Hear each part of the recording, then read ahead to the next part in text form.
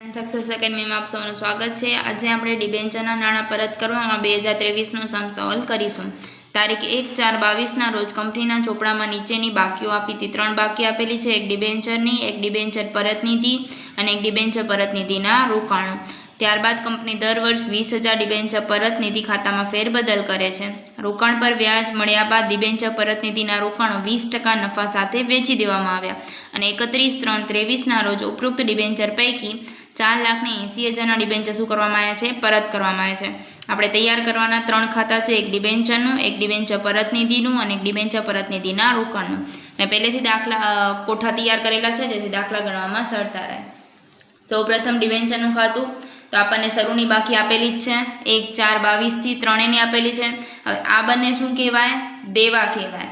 તો આ બંનેની બાકી કઈ સાઈડ લખાશે? જમા સાઈડ। અને રોકાણો શું કહેવાય?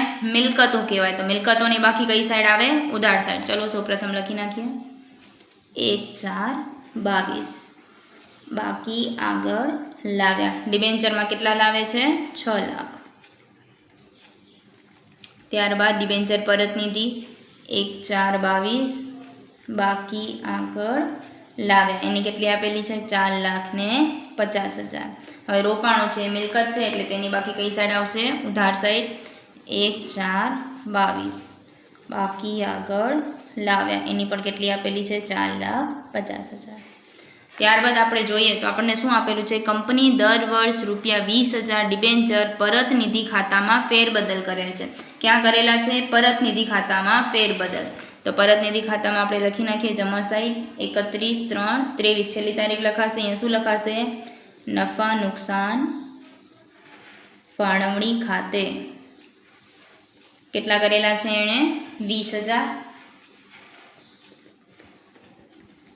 ત્યારબાદ જોઈએ આગળ આપણે તો શું કીધું છે? રોકાણ પર વ્યાજ મળ્યા બાદ, એટલે કે રોકાણનું વ્યાજ શોધવાનું છે। તો રોકાણનું વ્યાજ કઈ સાઈડ લખાશે? એ પણ જમા સાઈડ જ લખાશે। 31/3/23 રોકાણ પર વ્યાજ।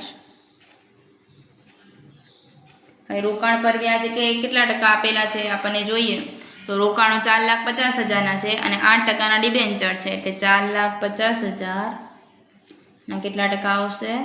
8%, એટલે કેટલા આવશે? 36,000। ત્યારબાદ જોઈએ આગળ શું આપેલું છે આપણને? ડિબેન્ચર પરત નીતિના રોકાણો 20% નફા સાથે વેચી દેવામાં આવ્યા છે। વેચ્યું છે, રોકાણો શું કર્યું? વેચાણ, એટલે કઈ સાઈડ આવશે? જમા સાઈડ। 31/3/23 બેંક ખાતે। હવે નફા સાથે વેચ્યા છે તો છે કેટલાના? 4,50,000ના છે, એમાં પ્લીઝ 20% નફો કરીએ તો કેટલા આવશે? 4,50,000 પ્લસ 20%, એટલે કેટલા આવે? 5,40,000। હવે આ નફો છે કોનામાં છે? ડિબેન્ચર પરત નીતિના ખાતામાં। 31/3/23 ડિબેન્ચર રોકાણનો નફો કેટલા ટકા? કેટલા આવ્યા? તો 4,50,000ના 20%, એટલે કેટલા થશે? 90,000। હવે આપણને શું આપેલું છે?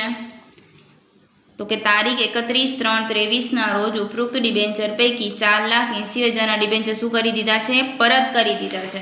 પરત કર્યા છે તો આપણે અહીંયા લખી નાખીએ 31/3/23 ડિબેન્ચર હોલ્ડર ખાતે કેટલાના પરત કર્યા છે એણે? 4,80,000। એ ક્યાં જાય? ડિબેન્ચર પરત નીતિ ખાતામાં શું લખાય? સામાન્ય અનામત ખાતે। 31/3/23 સામાન્ય અનામત ખાતે કેટલા આવશે? 4,80,000। ત્યારબાદ જોઈએ તો બીજી કોઈ ઇન્ફોર્મેશન આપેલી છે તો કે ના, નથી આપેલી। એક અહીંયા પોઈન્ટ છે કે જે આ નફો આવ્યો તો એ કોનો છે? રોકાણનો છે, તો અહીંયા 90,000 છે, અહીં પણ આવશે 31/3/23 ડિબેન્ચર પરત નીતિના રોકાણ નફો કેટલો આવશે? 90,000।